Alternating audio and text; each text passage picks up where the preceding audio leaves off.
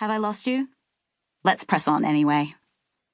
I deeply feel in every crevice of my jealous, depraved heart that I could achieve a better and more perfect model of myself if I just focused a bit harder.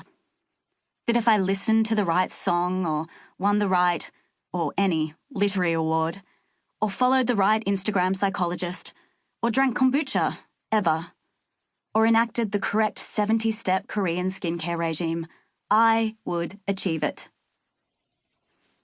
At the time of writing this, there is a list in my diary of people who I want to be better friends with. I wrote this list at an insecure moment when it felt imperative to create a more social version of myself. A version who might receive texts that said, "Hey, want to come to this thing?" and reply, "Cool, see you in 20. And who only felt shame when it was appropriate, and who had many different friends in many different cities, especially people who were Twitter famous and would tweet about a funny thing I'd said and invite me to strange openings where they would take hilarious photos of me gesticulating hilariously at artwork. Are you very social, though? A psychologist asked me, eyebrow arched when I told her of my plan. No, I said. But wouldn't it be better if I was? Maybe it would be better. And maybe it wouldn't. But it's worth a try. And I really do try hard at everything I do.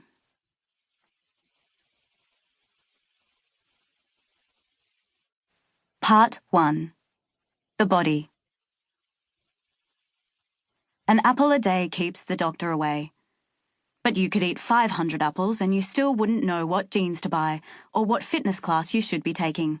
They're just apples. I don't know what to tell you. A Man, 1913. Java Junkie. You're waiting in line to buy a $4.50 filter coffee that costs extra because the beans come from Brazil. The only other type of beans available don't have a listed country of origin, so maybe they're beans from Bunnings, or maybe they're just small rocks.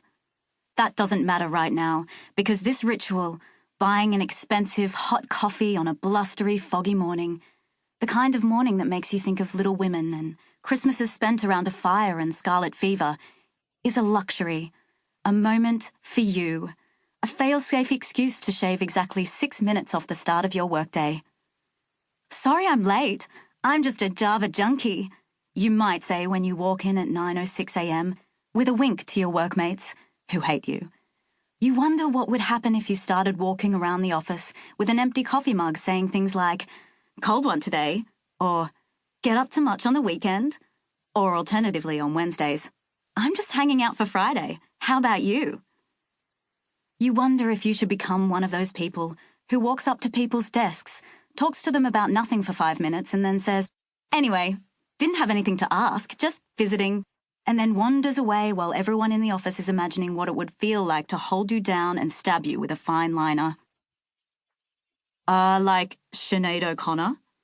The cafe's cashier says when you give him your name, which you don't mind because it means he actually identifies your name as a human name. You won't get Shanae or Sinead or Shani this day. You won't even need to use Andy, your boyfriend's name, which is what you sometimes do to avoid confusion, and to move through the world with the ease of an Andy.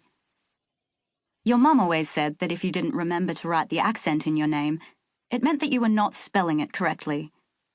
She didn't consider that no one in Australia would be able to spell or pronounce it with or without the accent. What a strange name, baristas will tell you until you die.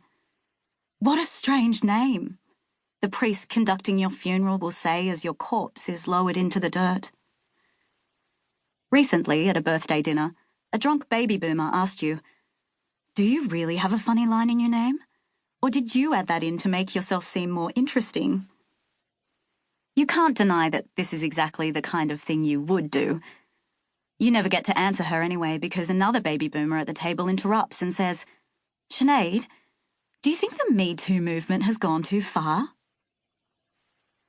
The cashier's eyes linger on you for a moment longer than necessary, and he smiles. You avoid his eye and shuffle to the side of the cafe. A toddler waddles up to the cafe counter holding a credit card.